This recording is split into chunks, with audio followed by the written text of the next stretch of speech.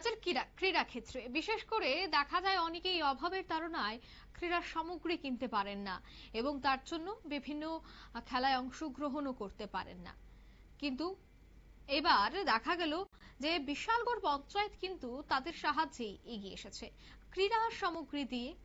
বিশেষ করে যারা ক্রীড়া অধ্যায়ের সাথে যুক্ত রয়েছেন বা ক্রিকেটার, তাদেরকে মূলত এই বিশেষ ভাবে সাহায্য করার চেষ্টা করা হয়।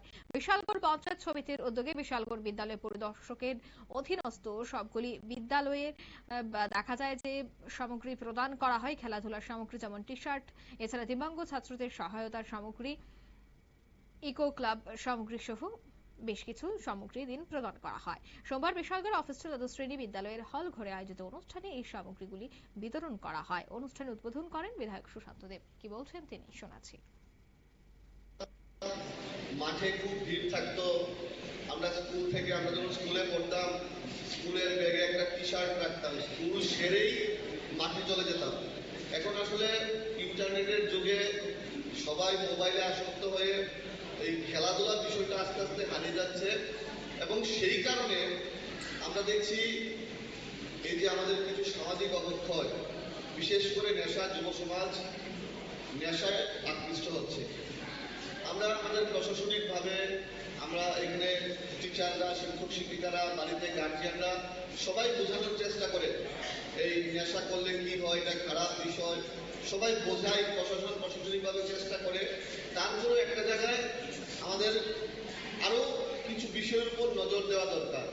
যেরকম ভাবে ছাত্রছাত্রীরা যেন মাঠমুখী হয়, সেই লক্ষ্যে আমাদের দায়িত্ব প্রত্যেককে নিতে হবে। আমি গোটা রাজ্যে একটা স্লোগান দিয়েছিলাম, বিশালগড়ে একটা স্লোগান দিয়েছিলাম, ছেড়ে দিয়ে নেশার হাত, চলো যাই খেলার মাঠ। প্রত্যেকটা যুবক যুবতীকে খেলার মাঠে নিয়ে যাওয়ার জন্য একটা প্রচেষ্টা করেছিলাম। আমি নিজেও বিভিন্ন রাজ্যের বিভিন্ন প্রান্তে গিয়ে বিভিন্ন স্পোর্টস ইভেন্ট, ক্রিকেট, ফুটবল আমি নিজে মাঠে নেমেও খেলার চেষ্টা করেছি। এর ফলে এখন বিশালগড়ে দেখছি, বিশালগড়ের বিভিন্ন জায়গায় যখন আমি যাই, এখন ছোট হোক বড় হোক, মাঠে ইনফ্রাস্ট্রাকচার থাকুক না থাকুক, ছেলেমেয়েরা মাঠে আসছে, ক্রিকেট ফুটবল খেলাধুলা করছে, এটা একটা গুড সাইন। এবার আমরা যদি সবাই মিলে চেষ্টা করি যে প্রত্যেকটা ছাত্রছাত্রীকে মাঠমুখী করানো, অন্তত পক্ষে যেন হাফ এন আওয়ার করে হলেও বা 1 ঘন্টা করে হলেও যেন খেলাধুলা করে, তাহলে কিন্তু আমরা আমাদের লক্ষ্যে পৌঁছাতে পারবো, নেশামুক্ত ত্রিপুরা করতে পারবো এবং মোদিজির যে স্বপ্ন যুব সমাজকে ফিট থাকতে হবে, সেই দিশায় কিন্তু আমরা পৌঁছাতে পারবো। গতকালকেও মোদিজি যে মন কি বাত অনুষ্ঠান করে, এই মন কি বাত অনুষ্ঠানে বলেছেন যে মোটাপা কমানোর জন্য ছেলে মেয়েদেরকে যোগা করতে হবে, মাঠমুখী হতে হবে, তার পাশাপাশি 10% করে তেলের ব্যবহার কম করতে হবে।